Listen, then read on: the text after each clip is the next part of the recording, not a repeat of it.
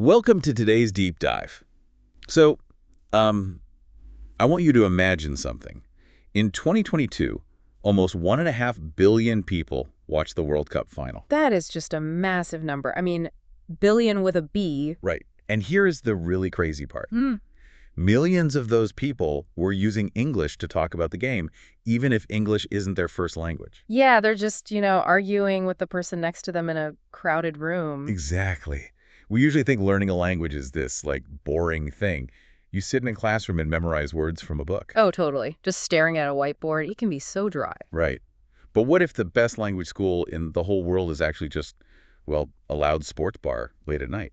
That completely changes how we think about learning, doesn't it? When you are watching a tense game like, everyone is super emotional, your brain just easily picks up new words. Yeah. You aren't trying to memorize anything. You just really, really need to know the right words so you can join the fun. You want to share that reality with everyone around you. And that is exactly what we're doing today. The 2026 World Cup is coming up, and it's going to be this huge, amazing event. Well, it's going to be absolutely massive. So we want to give you, the listener, the exact words and, like, the cultural tips you need to talk to anyone about the World Cup. Yeah, because we aren't just giving you a boring vocabulary list today. No way. We want to show you why certain words connect people all over the world. You really don't need to be an expert in sports to have a great time. Not at all. So where should we begin? Well, before we can even talk about the action, we have to agree on what to actually call this sport. And in English, this is surprisingly confusing. Oh, the Great Divide. Yeah. Yeah. So in the United States and Canada, people almost always call it soccer. Right. But basically everywhere else in the English-speaking world, it's football. Exactly. And I know this makes a lot of English learners super nervous. They worry, like, oh no, am I using the wrong word? Will people be mad at me? Which is pretty funny, because people will definitely know what you mean. But I want to share a fun fact here. The word soccer isn't actually an American invention. Oh, wow. Wait, really? I think a lot of people assume the U.S. just made it up. Nope. It actually comes from Britain back in the 1800s. The full name of the sport was association football. And university students like to shorten words.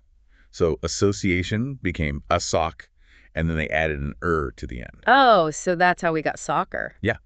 The British invented the word, shared it with North America, and then later they just went back to saying football. But Americans just kept using soccer. That is such a funny piece of history. But, here is a really important tip for our listeners.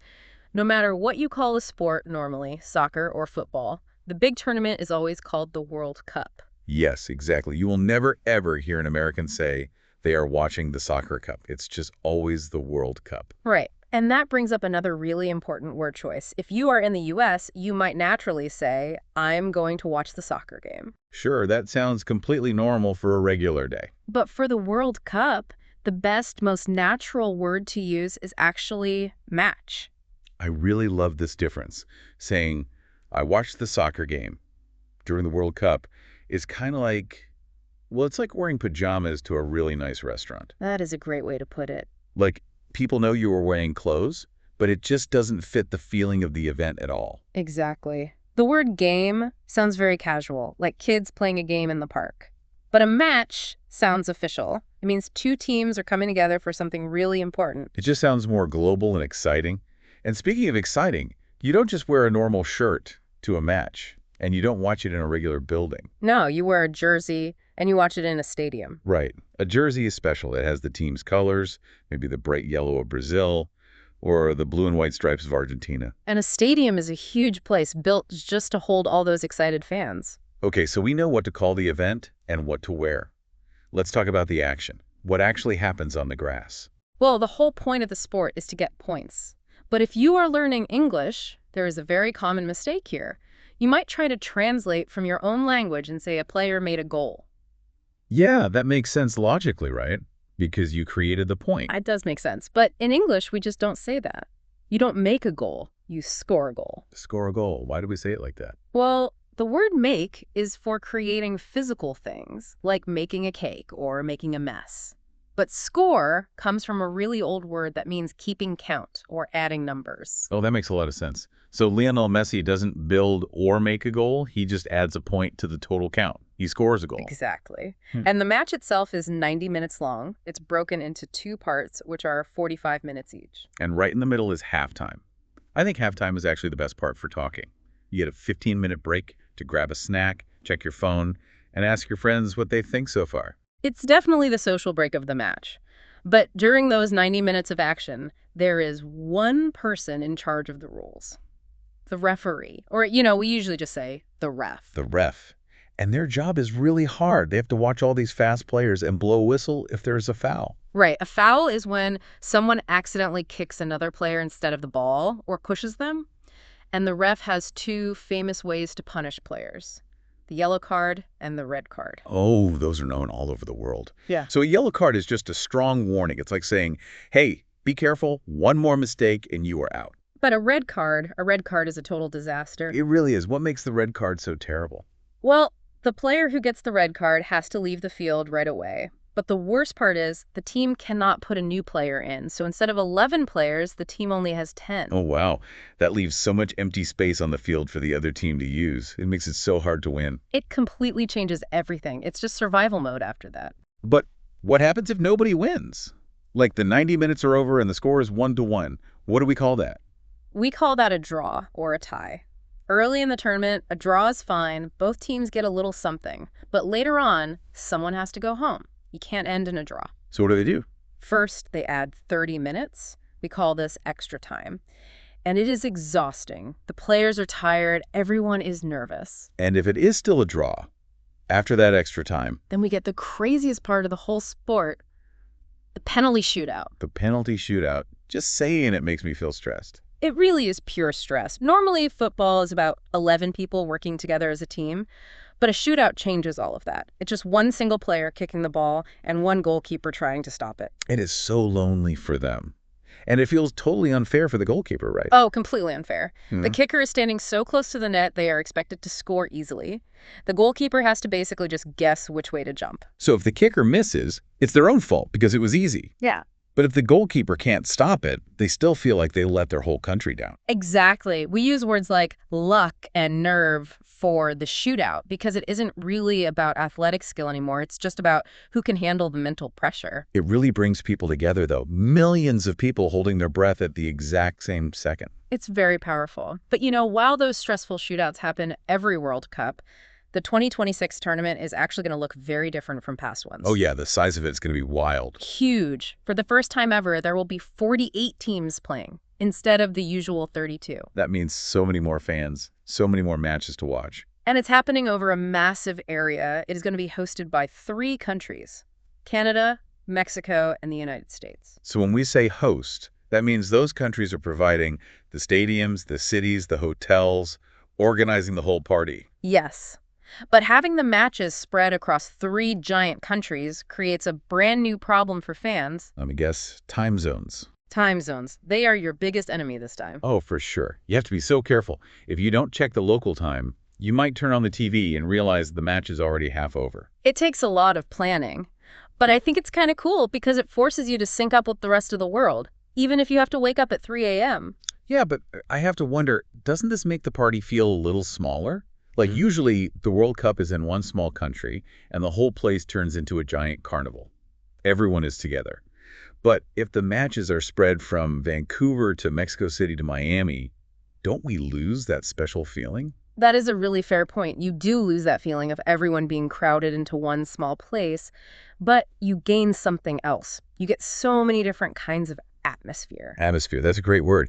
It means the mood or the energy of the crowd, right? Exactly. It's how the stadium feels, and the atmosphere will be completely different depending on where they play. Playing in the famous super high stadium in Mexico City will sound and feel totally different than playing in a brand new shiny stadium in Los Angeles. That makes sense. It's like a huge road trip across the continent. Yeah. But, no matter where the match is played, a lot of the World Cup fun actually happens the next day. The morning after. Yes, the morning after. At a cafe, at the office, or just messaging your friends. So how do you talk about what you watched? Well, a great way to start is by talking about the team's defense. That means how well they stop the other team from scoring. And you compare that to their attack, how well they try to score themselves. I noticed there are some really great adjectives we use for this. Like, if a team's defense is making lots of silly mistakes and looks nervous, You say they have a shaky defense. A shaky defense. I love that word. Yeah, it sounds like an old chair or bridge that is shaking and might just break at any moment. It perfectly describes a nervous team. But on the other side, if a team's attack is playing beautifully, we call them dangerous. Wait, dangerous? Usually calling someone dangerous is a bad thing. Like, you should stay away from them. I know, right? But in football, calling a team dangerous is the highest compliment. It means they are so fast and so skilled that the other team is always worried they will score. So you really want your team to be dangerous. Absolutely. And once you talk about who is dangerous, people always love to make predictions. They try to guess who will win it all. And that is when everyone starts talking about their favorite dark horse. Oh, the dark horse. I hear this phrase all the time in sports.